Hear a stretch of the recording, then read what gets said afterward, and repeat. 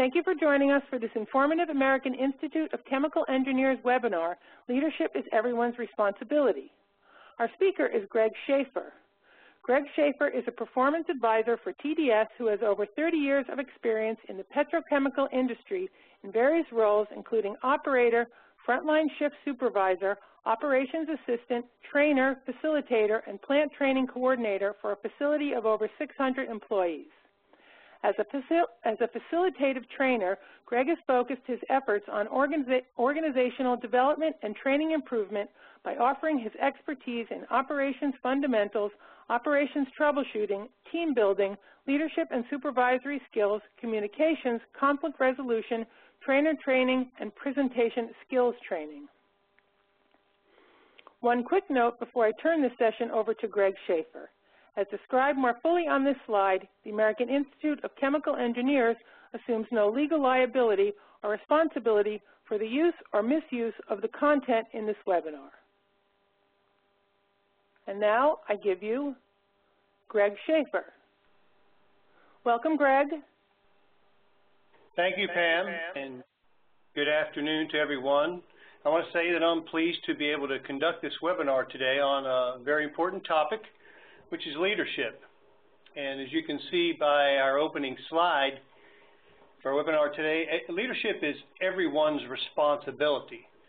Now that's a fairly broad statement, so who is this everyone we're speaking about? Today we're going to get a little bit more specific on that, and we're going to address new engineers in the workplace as they sometimes associate having leadership responsibilities with being in a position that is often acquired after some time in the work environment. And that's a mistake, as you'll see. So the point we want to make is that leadership starts now. At the very beginning of a person's career. So in my previous company, I had the opportunity for several years to speak to new engineers about leadership at the start of their careers. And in researching what I would say, I asked a friend of mine who had successfully navigated the engineering field and worked his way up into manager. I said, what would you tell people if there are new engineers coming into the workplace? What would you tell them? And he said, tell them they're under a microscope. Tell them they're under a microscope. He said, people are watching what you do from the day you walk in the door. There is a bad way to get started in the workplace and in the work environment, and you don't want to do that. So just be cognizant that you're always sort of in the limelight, whether you realize it or not, and you need to be a continual learner on the topic of being a leader. So you need to start off that way.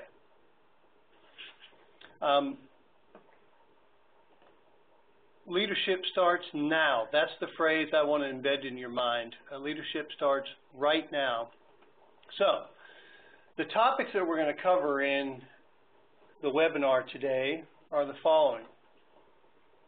Number one, we're going to talk about managing and leading because those terms are used interchangeably at times. And we're going to clarify that because they're not the same. We're going to look at the qualities and behaviors of leaders. We're going to talk about some common errors that people make and missed opportunities to display leadership in the work environment. We're going to talk about how you can lead from that non-leader role. You may not have a position of authority or management leadership, but you can lead in situations, and we'll look at those. We're going to identify how you can find hidden opportunities to display your leadership skills. And finally, talk about some specific steps you can take now to start developing your leadership skills and honing them. So, those are the topics we'll cover. I want to start today with a question, which is WIFM, and this is a training term. I think some of you are probably familiar with what a WIFM is, but this is known in the training realm.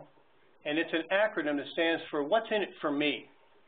So in other words, why would you care to pay attention to this presentation? Why would you care to take the information from this webinar and use it? So this is one of those opportunities that Pam spoke of for you to type some ideas, some of your feedback into the chat box. If you'll type chat to presenter, we'll give you just a moment to give us some information on that. What are your thoughts about why you should pay attention? And what's the WIFM for you? So, knowing how to, while we get some of those comments, I want to say, knowing how to navigate the human interaction aspect of the workplace is invaluable. To be able to display your leadership very early in your career will set you apart from other people. It will help you create good relationships and people that work around you. And in some cases, I've seen people get down. My term is, people get down, they've made an error or so, and sometimes people don't let them get back up. So it's important to start off on the right foot and not let that happen to you. You earn a degree, and that's what gets you in the door, but then what? Now you have to earn your way with other people, using the tools that you started to learn in college, such as team aspects and problem solving, working along various employees and things of that nature. So let's see what some of the comments are you have on the WIFM. Okay, we have some comments come back in the chat. And those are to be more efficient, for career development, just knowing where to start, to seeking out professional development, see my ideas being implemented, I guess be heard, maybe advancement, increased pay, recognition as a leader among my peers, feeling like I've accomplished something, very good. So these are all great responses, so you really get the picture. So therein is one first lesson. That's what a WIFM is. So you really see that WIFM. So there's a lot of figuring out the norms, is what we call them, when you get into a new position, a new company. And it'll differ from company to company, but getting integrated in company culture can be difficult. You got to figure out how to get things done, who are the people that can assist you, and there are assumptions that are made. And at times you might even get incorrect signals. For instance, you might not get talked about when you do violate a norm, which allows you to be subject to doing it again, or maybe you're subtly reinforced to perform in a way that will not be supported later. So going into career with a proactive approach to making your way in the best manner possible is an informed and intelligent plan. So thank you very much for the input on the WIFM. That's very good. So the first thing we're going to discuss is the difference between managing and leading. So here's a quote that I found. I looked at a lot of them, and I like this one. There's a real difference between managing and leading.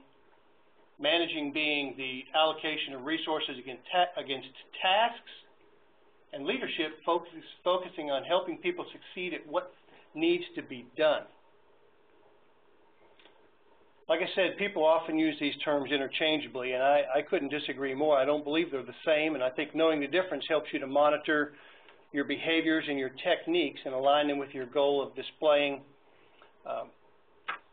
what you want to get, and help you get noticed and help you get promoted and help you achieve those WIFMs you're looking for.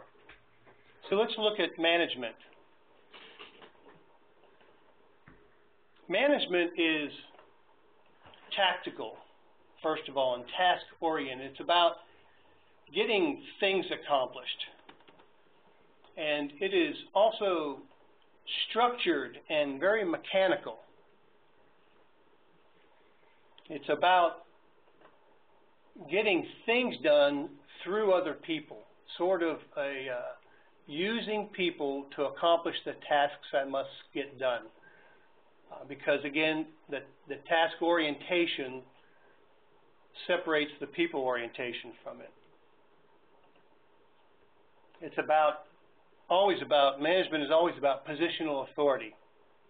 I'm the manager, you report to me, I have the authority over you. And it's about that rank and file, which can certainly, it can get a lot accomplished, and management can do that. And I don't want to say that managers never have leadership skills. Many people in management have leadership ability, but some do not. And management can be and has been a proven technique for getting things accomplished. And that's all well and good. But there is a hazard to simply managing people. And that's the risk of what I refer to as either unconscious or malicious compliance. Unconscious or malicious compliance. And unconscious compliance is being where I do whatever you say because you're the boss, and I don't even think about whether it's the most productive thing to do or not. I just do it. And malicious compliance is a degree or two even worse. Malicious compliance is being where I know better. I know better than to go in the direction you're asking me to go, but because of the way you manage me, I will withhold my input. I don't discuss your decision with you, and I simply act and let the consequences fall where they may. So the latter is kind of a form of passive-aggressive behavior, but nonetheless it happens time and again, and it's due to poor leadership and poor dealing with people. So that's management in the purest sense of only managing people. Let's look at that compared to leadership. And I like this graphic that we have on this slide because it shows the person in leadership about to get into the game with the rest of the players. So leadership it's not about who's in charge. It's not about being the boss. It is certainly not about rank and file. Leadership is not about age or position. What leadership is motivating and inspiring others. Good leadership motivates and inspires others to go beyond what they even think they're capable of doing. It can cause people to be much more engaged in the accomplishments of work-related tasks, and this is very important. So that's the difference between management and leadership. So I have a question for you now, and I'll be looking for some input back in the chat box again. When you think of a good leader, what are the qualities and behaviors that they would exhibit? So think of someone that comes to mind, maybe someone you've worked with or someone in your personal life that you think has great leadership qualities. They're a good leader. And what are the qualities or behaviors this person would possess? So as you submit some responses into the chat, what I'm going to do, I'm going to continue on with a few that I know you're going to list and cite. I want to say I've done this exercise with literally hundreds of people, and I've discovered one thing. There's never a mistake. When it comes to leadership, everyone seems to precisely be able to identify good traits and behaviors. I've never had anyone say, oh, I think a leader would be someone that takes my work and takes all the credit for it and doesn't shed any of the light on me. So we're going to be racking up some of your comments here. But in the meantime, these are some of the things that I know you're going to say. Number one, being honesty. And this is honesty in terms of taking responsibility for bad decisions. I was the boss. I made the call. They did what I told them to do. That was on me. Or flip side of what I just said, giving the credit where credit is due. Hey, I didn't do anything here. That was people in my department that made that happen, and they deserve the credit. Honesty is also about being open with information that's appropriate to share. Honesty is also about giving accurate and appropriate performance feedback to people and sharing with them when they're not meeting your expectations and giving them credit when they do. So honesty is always one of the ones that comes up. Another one that always comes up, I already see it on the screen, is good communicator. So a good communicator. And what's odd to me is when I do this, it never fails that someone will say, oh, a leader would have good communication skills, and then sometime later someone will list, oh, and they're a good listener. Well, here at TDS, our communication is all about both articulating your thoughts and being a good listener and an active listener as well. So here we're talking about the complete picture, a person who is able to articulate their thoughts well, but they listen well, they share information in the right amounts, and information information hoarding is a source of power control. So the sharing of that information is a good display of leadership that you trust your people. And they would take, we also would say this, a good communicator takes 100% of responsibility for being a good communicator and communicating what they need to get out. And here's a good example of that. At times I had busy leaders and managers that I worked with, and I knew that they got hundreds of emails a day. So if I shot somebody an email that had some information on it that I needed them to look at and act upon, I would follow that up with a voice message on their phone saying, I sent you an email, please respond by tomorrow morning, or maybe I'd catch them in the hall. But I would take the extra effort to be sure that I communicated and not just say, well, I sent you an email, didn't you see it? So anyhow, good leaders have great communication skills. The next one that I selected was valuing veracity. Valuing veracity. And this is wanting the true details and information and what is truly relevant about the situation at hand. So there's no blaming. There's no avoiding difficult decisions. They don't play the shoot the messenger person. They don't accept brief statements that don't have any quality. They ask for additional details. They don't want incomplete answers to questions. These people are looking for the truth. Leaders are looking for the real honest facts of the situation so that they can make informed decisions. So they value veracity. Another one is the quality of a leader is collaborative. And this is collaborative in the very essence of the word, where they work with people across departments and they break silos down. They work both up and down in the organization. And they're willing to share and contribute ideas for how to improve processes, and they accept input from others for the same, so that they can improve their own department's processes. So they're truly looking for those synergistic results. So a good leader is very collaborative. Next is respectful. I asked a few friends, what would you say if you said one of the key qualities of a leader? And they often say respectful. I want to be respected for what I bring to the workplace. And I would agree with that. Everyone deserves and wants respect for what they bring to the table. And great leaders understand their own, not only their own limitations, but their own need to have others bring their contributions. And they're not afraid of respecting people for what they bring to the table. They allow room for others to contribute, and they truly appreciate what they contribute to the group. So, these are the few of the qualities that come up very often, and I have listed them there. So what are some of the other ones? Let me share some of the other ones that you all have entered. Personable. A good leader is personable. They're a visionary. They have candor. A good leader has compassion. Confidence.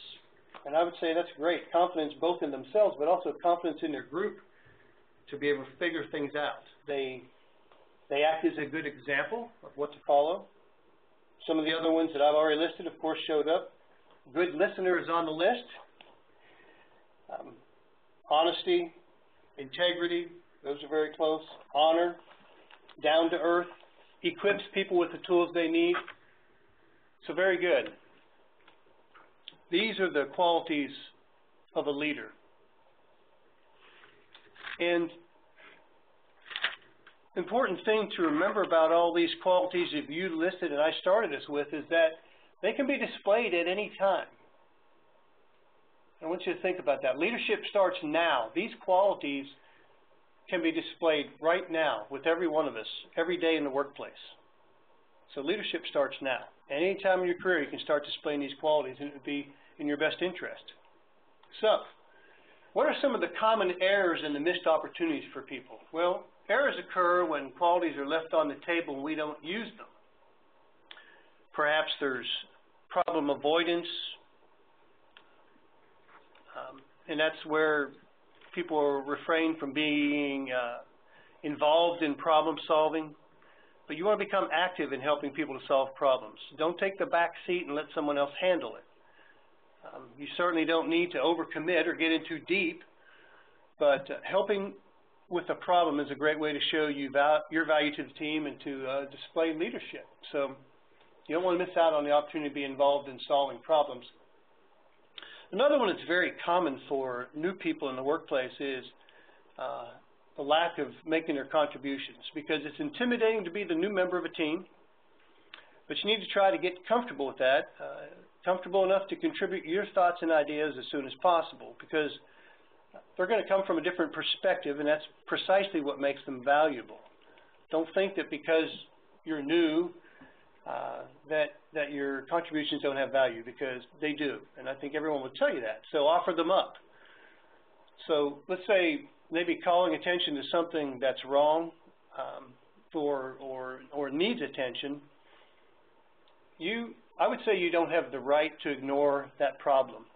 I used to work with a leader that told us, we do not have, he said, you are not authorized to not act. You always have to act if you see something. So if you see something that needs brought to someone's attention, speak up. But it's the way that you do these things that is important. So I would advise intellectual curiosity or the clarity of purpose and reasoning as being good techniques.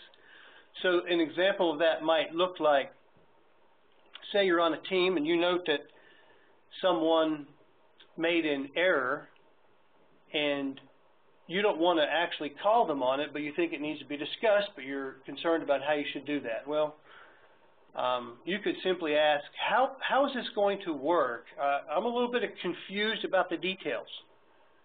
So in asking a simple and honest question, you open the door to leading an exploratory conversation to discuss all the information. And your contributions and your curiosity can lead to addressing that problem without having to point it out to somebody blatantly. So make your contributions. Not taking responsibility is another one. That responsibility for your actions is something that leaders display. Some of that came across in our comments. So take responsibility for anything you commit to deliver or to support. And be accountable for your actions, and don't make any kind of excuses or justify any lack of productivity on your part. Be a responsible person. Next is lack of teamwork. So what I think is an interesting question here is, how big is your team? How big is your team? A lot of times people think my team is just a few select individuals I interact with every day. But your team is anyone in your company that needs you to assist them with getting things done.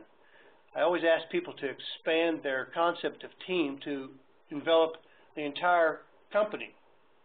So when you do that, you open your mind to other possibilities. You may work in a place with departmental walls or a lack of cooperation between some groups, but you can change that paradigm. You can be the one that breaks down those walls, and that's what leaders do. So a lack of teamwork is a missed opportunity. Finally, just having a bad approach. Bad approach to others in the workforce is something to be considered. So, for instance, maybe a new person in the workplace, in a manufacturing facility, whatever, may consider the general workforce, operators, technical people, whatever, as not being able to significantly assist them in career development. But really, nothing could be further from the truth. Sometimes people feel like maybe they wouldn't be assisted by those folks, but approaching everyone in the workplace with respect and dignity for what they bring to the table, as we mentioned before, showing that respect, I believe it will reap big rewards, and it's what great leadership does. Okay, so your opportunity to demonstrate leadership may occur at many different times and ways, so we're going to look at a few of those things. Number one is meetings. I bet if we asked you to enter into the chat box if you have enough meetings to go to, everyone would say yes. I don't know anyone today that says they don't get to attend enough meetings, but this is where action items are assigned and questions get answered, discoveries are made, problems are identified, that need a solution. Meetings are great opportunities to step into an area to display your leadership. Whether you decide to take on one of those problems, whether you have some information that can resolve something, whether you can point out something and make a discovery, meetings, when you participate, are a good opportunity to find a way to display your leadership. The next one is project work. Get involved in a project. Project work, the unfortunate part about projects is that you'll probably get to attend more meetings, but there are always things to work out, and there's always problems to solve and challenges as a project work and opportunities to work with people as a team. Working problems. As we mentioned before, many people in plant environment and companies have problems. They would love to just work one day without having a new problem erupt, where they could be a little bit more proactive about what they do, but problems just abound. So most people are looking for someone to help them solve a problem, or at least work alongside them on a problem. So problems are a great opportunity for you to jump in and show leadership ability. Next is just normal interactions. I would say just the everyday interactions with people. Remember all the leadership qualities that we said we find valuable: good communication, respect, being a good listener. These are qualities that we display with people as we interact on a daily basis, even on social things. So again, the big thing to remember is leadership starts now. That's my slogan.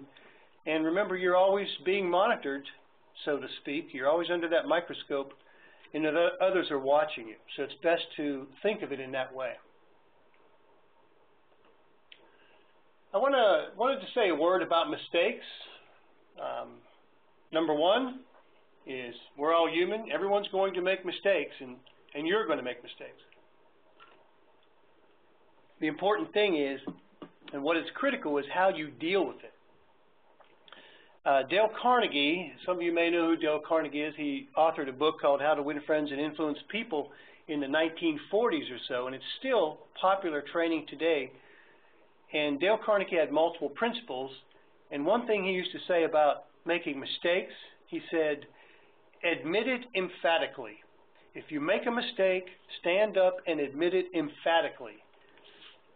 So what he's saying is, be accountable for your mistakes. If you make a mistake, okay, you made a mistake. Stand up and say, this is what happened, I made a mistake. I want you to think about the way you've seen people manage mistakes in dishonorable ways. They try to deny responsibility, or maybe they deflect it to someone else. They might play the victim act on you. And placing blame is another way of avoiding admitting the fact that they had part in the mistake. So when you think of those things, and it's not a very pretty picture. It's not about leadership. It's not displaying good leadership qualities. So when we make a mistake, the thing is, as Dale Carnegie advised us, admit it emphatically. It was me. I made an error. This is what it cost us. I will be careful not to do so in the future. But be accountable. And again, thinking of the way you've seen people be unaccountable, being accountable will get you recognized. People will realize that you have great leadership qualities, because that's one of the traits of a leader. So now we're going to talk a little bit about leading from this non-leadership role.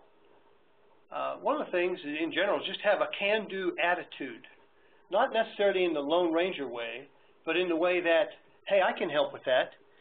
I want to come alongside you and work on that problem. Take initiative. Taking initiative and having that kind of attitude always gets recognized. So here's an example of perhaps how you can lead from a non-leadership role and take some initiative, and that's in meeting facilitation, and it's from an attendee perspective. I mentioned we all go to multiple meetings, and many times we're invited to meetings by the meeting coordinator. A good meeting that's run very efficiently is, number one, hard to find, but typically they would have an agenda and a timekeeper and someone to help facilitate the matter. Oftentimes they do not. So from just a simple attendee perspective, what can you do? What actions can you take to assist and to help make meetings more effective? You don't have to be the one that organized a meeting or be responsible for the outcome to help facilitate it. I'd say this can be done from a participant role by asking questions, by maybe making clarifying statements. Okay, so this is how we see the situation at this current time. Is everyone in agreement? Clearly stating what a problem is and identifying what possible solutions or options that the team's considering. So these are ways to help me move a meeting along productively. And sometimes just asking a question that, process check, is this the road we really want to go down? Because I feel like we're getting off base. Helps people to get back on track and to facilitate the meeting. So that displays good leadership. And trust me, if you do that in some meetings that are not very effective and you can help them be more effective, you will get noticed. Next one is problem ownership. We've already talked about problems a couple different times, but problem ownership is not the taking responsibility for mistakes. This is the volunteering to be the person that owns the problem and helps bring a resolution. So that's stepping up, saying, put my name by that problem. I will work on that, and I will help to resolve it. Too many times we see during meetings that people just pass on taking action items. You want to be the one that has a sense of ownership. Again, that will get you noticed. But going back to don't overcommit yourself, only take on the things that you can resolve. But don't sit and wait to be called upon. Step up and take a problem on. Volunteer to help someone. Another one is assisting others. So in many ways, we can help others in the organization to be more productive. You might do some research for someone. Maybe it's typing notes during the meeting so that someone else doesn't have to take a flip chart and go back and retype it. Maybe validating some information about some data or something. Whatever ways that people need assistance in their work, that's how you can play a role. So this is not working for others, it is working with others. So, we have an input from one of the participants asking about how can I help keep conversation focused. This is during the meeting, I guess, and to minimize side conversations and things like that. Number one, if that happens often in your meetings, I would suggest you recommend discussing some ground rules about the meeting and hold people accountable to it. That helps a lot. Just awareness that people realize side conversations don't take us anyplace, or going down rabbit trails. Again, process checks are great for rabbit trails. Sometimes people get too far into the weeds. They go someplace they don't need to go, and it's detracting from the effectiveness of the meeting. You can just ask the question, process check, is this where we really want to go right now? Because we have X amount of time left and we're supposed to accomplish a task here, okay? So the next one is, so we talked about assisting others. The next one is decision making. Decision making is it's a method, and it's something you get more accustomed to, but it is a challenge for some people. And many times people default to others when it comes to decision time. So this is a way of avoiding responsibility should something go wrong, but don't be that type of a team member. If you are not comfortable right now with making decisions, find a process. There's many processes on the internet or books you can read or whatever about how to be decisive. Find a process, start practicing making decisions, and remember, you're going to make mistakes from time to time, but you'll learn from them. And while practicing this decision making, you'll continually improve your decision making process by doing that. Next one is seeking facts. Test assumptions and help others to do so. Assumptions is one of my favorite words because we all make assumptions every day. And remembering that value that we talked about, that leaders value veracity. So help others to do that. And what we mean by testing assumptions is sometimes people get off track because they believe a certain amount of data or whatever is correct. But who validated that? And if you recognize when this is happening to you and to others, again, use the curiosity to challenge what you think you know. How do I know that this is before we move forward, how do I know that this is the right information? And validate that information in some other manner to be sure that it's accurate. And if you're a person that becomes known for always testing your assumptions and helping others to do so and having accurate details, again, your leadership will be displayed and people will take notice of that.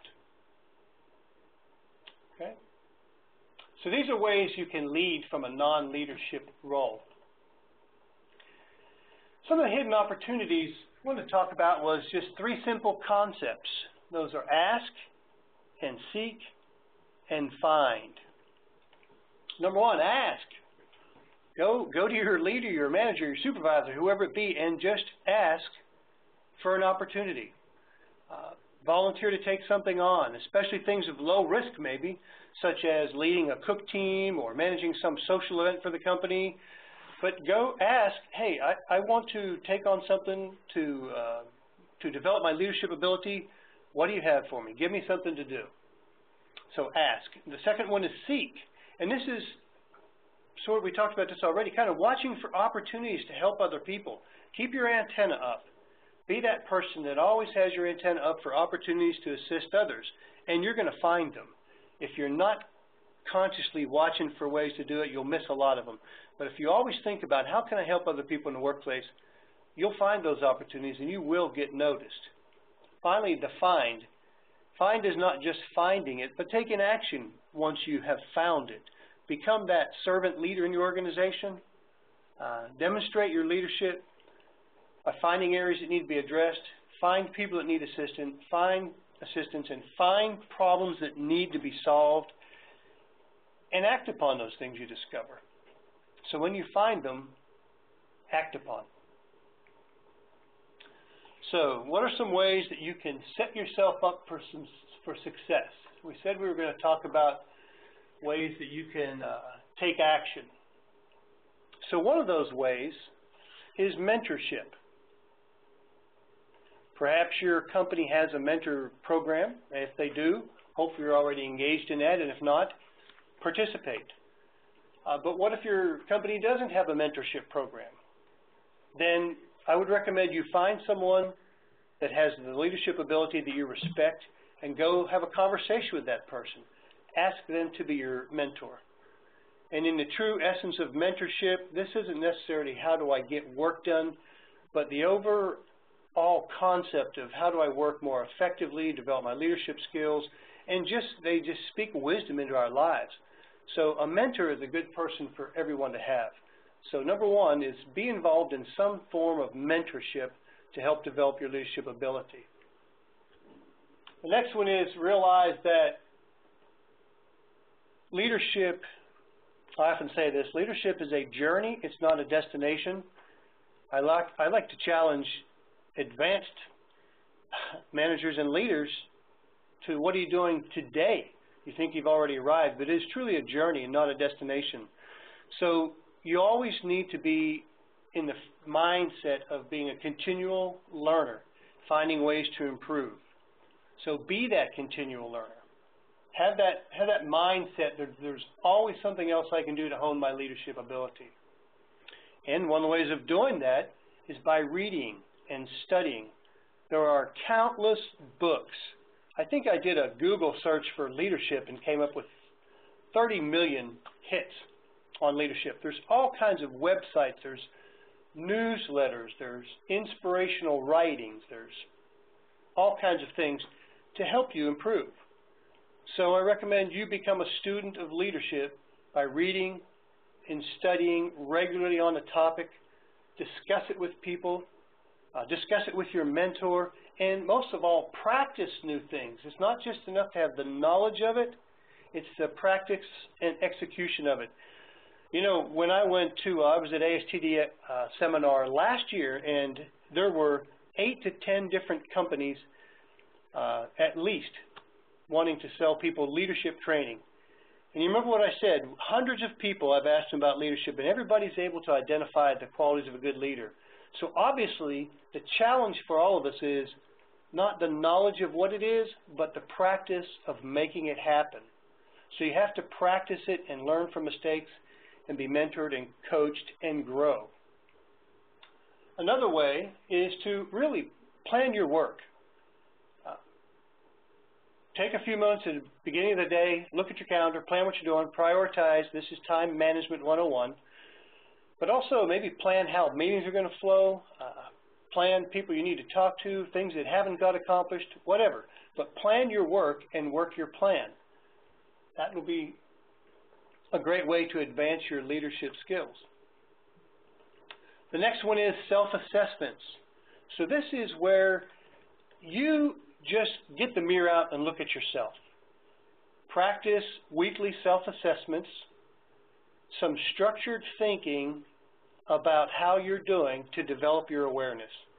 You need to think about what your goals are in leadership and monitor yourself and be sure you're accomplishing those goals and objectives. So self-assessment. And beyond self-assessment, I would definitely recommend seeking and using feedback.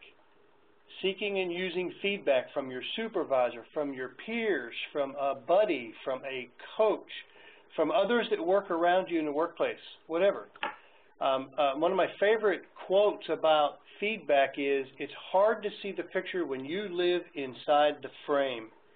It is hard to see the picture when you live inside the frame. And that's what we all do as individuals. We all live inside that frame, and we think we project an image and we do certain things, but others really have to affirm that or give us some feedback about how we're not meeting that. So get that feedback, and not just seeking it and receiving it, but use that feedback to develop yourself. The next one is be observant. Be observant. So look for people in leadership around you to learn from their behavior simply by observing. I knew a leader once that always got things accomplished very effectively in a meeting, and what was that all about? So I went and asked, why does it you have the most effective meetings? What is it that you do? And they said, well, before every meeting, I spend just a few minutes thinking about what I'm trying to accomplish, what I'm willing to give up, who I might need to count on to do certain things, what concepts I might be willing to yield on, whatever. And they made very good use of each and every opportunity at a meeting to be very effective and to display their leadership. And that was something I learned from them simply by being observant. So, this is the combined list of things that you can do to set yourself up for success. So in summary, let me just say, number one, the slogan I'd like to leave you with today is leadership starts now. It's time now to work on your leadership, no matter where you're at in the organization, and especially if you're a new person entering the organization, start working on your leadership abilities right now. Be very cognizant of the fact that you are seen. You are seen. People see, they monitor and watch your behaviors, and later on that will come into play. So that's another reason why it's important to start now. Do a leadership self-assessment or get some feedback to identify opportunity areas for yourself. And start your journey towards your honed skills. There's a saying that says the journey of 1,000 miles starts with the first step. So that journey for leadership starts with you taking an initial step and going down that path. And find opportunities to display your leadership. Not in the kind of braggadocious way or anything, but just step up and be a leader and let people see your leadership ability. So now we can take a few questions. Okay, thank you, Greg. We'll start with the first one that came in a little earlier. What if the person doing the side conversations are the boss? Are from the boss, excuse me. Okay, so the question is, I guess we're in a meeting, and there's side conversations going on, and the boss is the one kind of dragging us down that side conversation. You know, it's never a comfortable thing when the boss is the one that takes us off course or is the disruptor in the meetings. So yeah, that's a good question. But again, curiosity or ask and process check questions are ways to get the group back on task. You know, maybe pointing out how much time we have left in the meeting and we need to make a couple decisions here. Are we focused enough to get that accomplished today? Intellectual curiosity, as I said before, or just inquiring can be very helpful without being offensive. That's the point. So perhaps that'll be helpful. Okay, thank you. Can you provide resources for decision-making methods? Can we provide resources for decision-making methods? Well, I have some resources. Like I said, there are books and things of that nature. I've been to a couple classes down through my years of experience that have helped me to hone decision-making skills. TDS has a small version of training for decision-making that's incorporated in our leadership training. So I could provide some areas where people could look at to find information on that decision-making. Okay, thank you. What's a good way to find a mentor? Okay, a good way to find a mentor. Very good question. Because people sometimes confuse what mentoring is, and we've been doing some talks on mentoring here at TDS. And mentoring, again, is truly where a person gets some honest feedback about how they're performing in the workplace and some good sound advice on how to correct any behaviors and to move forward. So one of the ways I think, it sounds like you don't have a provided or an assigned mentor, so you will be looking to find a mentor. I would recommend that you find someone that has leadership abilities that you find attractive, that you would like to emulate. And then you go have a conversation with that person, and you just say, I respect you as a leader, and I would like to hone my leadership skills, and I would like to know if you have some time to mentor me in that area and help me to develop. And I guess unless a person's just totally strapped for time, I can't imagine a person not wanting to help with an approach like that. Okay, what are some techniques that can be used to deal with those several levels above you who may be poor leaders themselves? Another very challenging situation. I always tell people in leadership, especially if you are in leadership and there's some people below you, is that you have the opportunity to be an umbrella and kind of shelter those around you with your leadership ability and be that buffer between poor leaders above you and the ones that are around you and below you. Now, if you're in a situation where you are the person, so to speak, at the bottom of the totem pole, and there's bad leadership several layers up that's impacting your ability to do the job, there's a concept that I refer to as upward management or upward leadership. It's about suggesting improved ways to do things. It's about kind of being proactive to come in and say, hey, there is this problem here, but here's two ideas about how we could resolve it. When it might come to this poor leadership may be about dealing with personnel, and that's even more challenging, again, where you have to be the umbrella to shelter others, and certainly yourself, you can display different leadership abilities than anyone else in the organization. Okay, thank you. What is the best way to improve your leadership abilities if you've received negative feedback with regard to those leadership abilities? Oh, great question. And I like to refer to it as constructive feedback. It is negative. And number one, let me say this about feedback, is that we should always be on the alert for our defensiveness to kick in.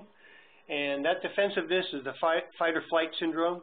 There, we either want to deny it took place or run away from it or fight that information. But that's why we call it negative, because it feels bad.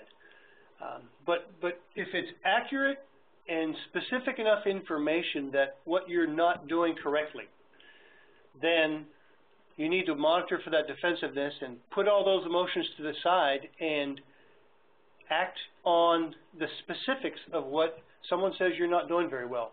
So without a lot more details, hard to give advice on that, but let's say that maybe the information is accurate enough and specific enough and that you don't make decisions in a very timely manner. You're indecisive, okay? Well, maybe you take that at face value. If you're challenging that, you might ask someone that you do confide in, like a mentor, and say, you know, I've been told I don't make decisions very well. Is that correct? And then if it is, again, go find some methodology to help you start to make decisions and step out and start practicing that. Work on those things that were specifically stated. Okay, thank you. What about natural leadership, meaning people who can do what you described naturally? Well, you know, that's a age-old question, right? Are leaders born or are leaders made? And I've always told people when they come to leadership training, hey, if leaders are born and not made, you all might as well go home. Because if you came here to get it and you had to be born with it, then therefore you don't have it. I certainly think that people are born, and people's personalities and all their things that impact their life can set them up to have leadership ability and qualities and behaviors more naturally, but anyone can learn and develop leadership behaviors. I believe that. I think it is a learnable, I think these traits and behaviors are learnable, and people can develop them. So it's not whether you are born and will never get there. It's a matter of whether you're willing to start down the journey and do the work it takes to progress your leadership. Okay, thank you, Greg. What would be your advice to managers that tend to avoid making decisions and most time defer to others? Well, you know, there's two types of deference I'm thinking about right now, whether I'm deferring to people below me or if I defer to people above me. And both can be challenging. If you defer to people above you, why are you doing that? You know, there's motivators and demotivators. Perhaps you've been not properly rewarded for trying to make a decision, so therefore you just say, hey boss, here it is, what do you want to do? Or if you're just simply timid about making a decision, then again you can find a process and start trying to make some decisions. If you're deferring decisions to people below you, I can see valid reasons to do that. Sometimes people are promoted to leadership, like let's say for instance, let's take an operating unit. You have now become the supervisor or the manager of an operating unit, and you have personnel on that operating unit that have worked there for 15, 20, 30 years, and they've day in and day out they've operated that unit. If deferring to those people for the decisions based on the data to operate and make that unit more productive or things of that nature, that's probably okay. But to defer to people below us because we're indecisive, that just puts the hard call on their position, and I'd say that would be wrong. And you'd need to, again, practice your decision-making techniques and start working on your improvement there. Okay, thank you. Someone sent in the website www.mentoring.org as a help to the person that asked the question about mentoring. And here's another question. When it comes to making self-assessment, how do we recognize good, helpful feedback? Okay, when we're doing self-assessments, well, that might be confusing a couple of things, but self-assessment is really, I was talking about you going and looking in the mirror and being honest with yourself about, I'm trying to develop certain things about myself. How am I doing? It's about standing in that mirror and having a conversation with yourself about how you're progressing. That's kind of the self-assessment. The feedback would come from other people. Now, recognizing good feedback or giving good feedback does have some components to it. Good feedback should be, number one, should be specific in nature. That's why I said earlier, if someone gave you some feedback about your leadership ability, what are the specifics?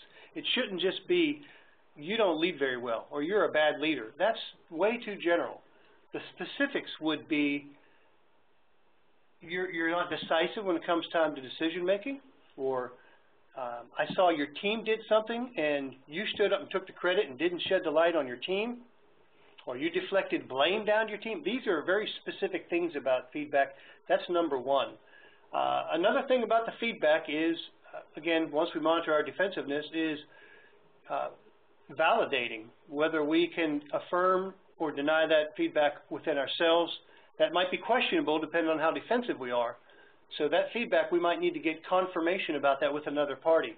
But number one, feedback needs to be specific so you know what to do, what to act upon. Okay, thank you. If your organization does not have a formal mentoring program, is it okay to offer your younger coworkers yourself as a mentor? I would say absolutely, unless you have a company policy where you don't help people. No, I would think that's the right thing to do. You know, and especially if you are a leader with good abilities and qualities, and maybe you see someone coming into the workplace that has not attended this webinar and doesn't understand that their leadership starts now, perhaps you should go and speak with that person, take them under your wing and mentor them. And I think that, again, would display grand leadership on your part to step in and help someone before they go down the wrong path. Okay, thank you. How can you lead by example when delegating tasks? Lead by example when delegating tasks. Well, I think I have to go back to what were the traits and the behaviors we saw in leadership that we respected. Honesty, fairness. So when I delegate tasks as a good leader, I have to ask people to do work, but I delegate them fairly and consistently across my group. One of the things that we get trapped in as leaders that are trying to get things done, and we have high-performing employees and sometimes a few that are less than, so we tend to load up the high performer because we know it's easy for us. We know they'll get the work done. And I think that's a big leadership challenge where the right thing to do is to speak to other performers, give them honest feedback about where they're at, and get their performance up so that you can more evenly disperse the work among all your employees. So there's a couple ways to display that leadership. Okay, thank you, Greg. I'm sorry, but it looks like that's all the time we have for questions. So if your question was not answered today, please send it to producer@aiche.org. And now, on behalf of the American Institute of Chemical Engineers and all who attended today, I'd like to thank Greg Schaefer for this informative presentation. Thanks also to our participants for your cooperation and thoughtful questions. Please visit aiche.org to replay this webinar or to view and sign up for our many others. Goodbye, and we hope to see you again in a webinar soon.